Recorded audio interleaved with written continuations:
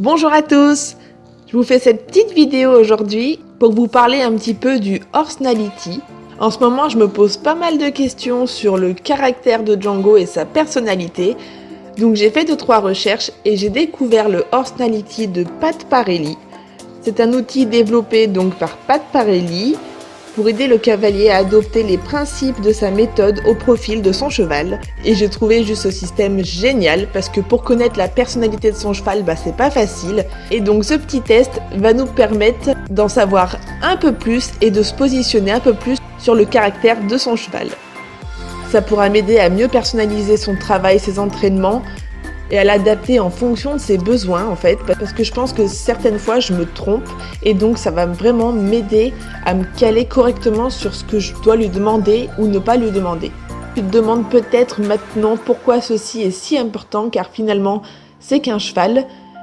T'imagines comme ça peut être utile de savoir si ton cheval est plutôt sûr de lui ou peureux, s'il est plutôt extraverti ou introverti, s'il peut être motivé avec une friandise ou avec une petite pause. Donc je vous propose de faire ce petit test ensemble. Je vais prendre Django comme modèle, comme ça vous verrez un petit peu comment procéder pour faire ce test. Donc je vais vous faire tout ça en direct, comme ça on le fait vraiment ensemble. Alors ce test se présente sous forme de diagramme. Donc pour le remplir c'est très simple. Si le comportement n'est pas du tout présent chez votre cheval, ne cochez rien. Lorsqu'il est très peu présent, vous mettez un point dans la sélection verte. Lorsqu'il est moyennement présent, vous mettez un point dans la sélection bleue. Et lorsqu'il est très présent, vous mettez un point dans la sélection jaune. Les comportements extrêmes sont à l'extérieur du diagramme.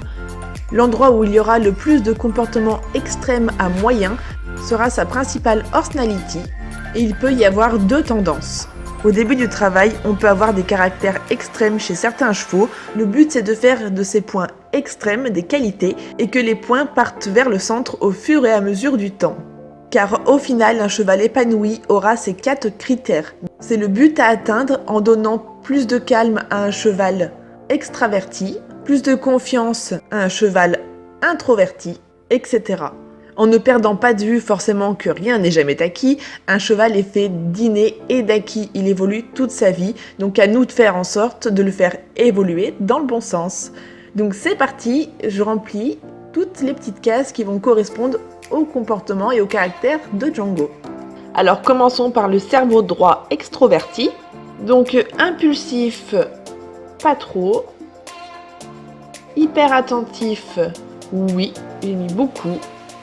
Tête haute, pas trop. Se braque facilement, oui. Avance rapidement de façon irrépressible, pas du tout. Django ne fait pas ça. Ne peut pas rester immobile non plus, il y arrive très bien. Se cabre, s'emballe, pas du tout. Vous bouscule, pas du tout non plus. S'affole et se rebiffe, non plus. Hyper réactif, par contre, oui, un petit peu. Ensuite, le cerveau droit introverti. Tendu, pas du tout. Docile, fortement. Hésitant, un petit peu. Non confiant, inquiet, pas du tout. Tendance à taper par peur, pas du tout non plus. Froid en apparence, puis, je dirais moyennement. Il peut laisser des petites surprises, ce petit cheval. Ne peut pas réfléchir. Je dirais que pas du tout, au contraire. Timide et réservé, fortement. Ouais, je trouve que Django, il est assez timide en soi. Imprévisible, je dirais un petit peu de temps en temps. Et catatonique, pas du tout. Ensuite, on passe au cerveau gauche introverti. Donc je dirais que têtu moyennement, feignant fortement, peu concentré, un tout petit peu de temps en temps. S'ennuie facilement, oui. Tendance à ruer, pas du tout. Intérêt très orienté sur la nourriture, je dirais que fortement, ouais, Django c'est un gros gourmand. Discute ce qu'on lui demande, oui ça lui arrive. Pas intéressé, moi un tout petit peu. Peu réactif, oui moyennement je dirais. Et intelligent, je rejoins ce que je disais juste avant, oui je le trouve plutôt intelligent.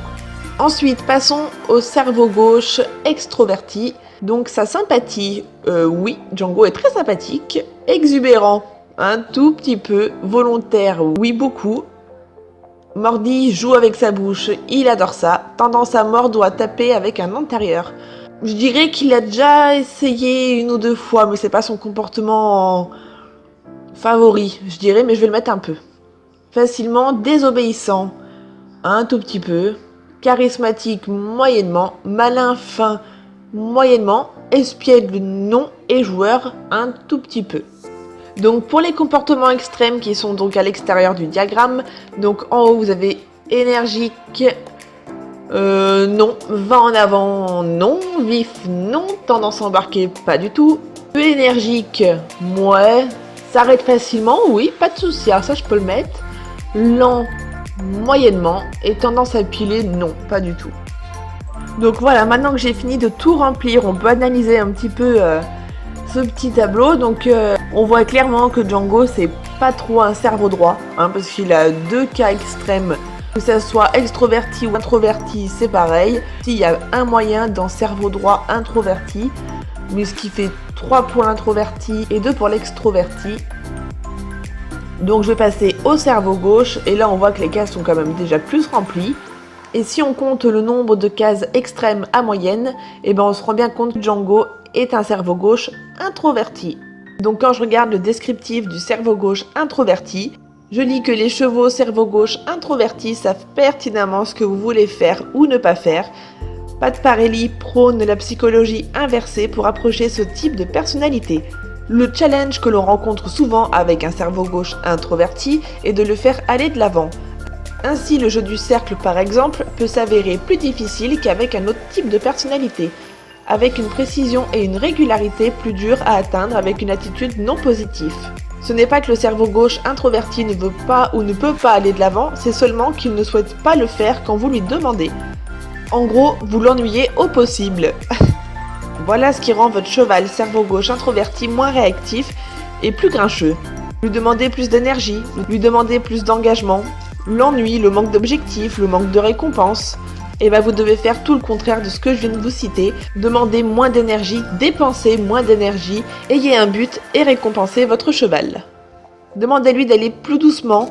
Vous serez étonné de voir à quel point il sera soudainement de plus en plus intéressé.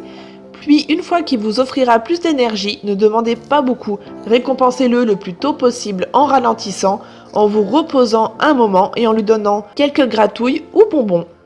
Quand il aura compris ce qu'il y a à gagner, il sera beaucoup plus investi et motivé à répondre à vos demandes. Je trouve que c'est un beau petit bilan, oui, effectivement, du comportement de Django.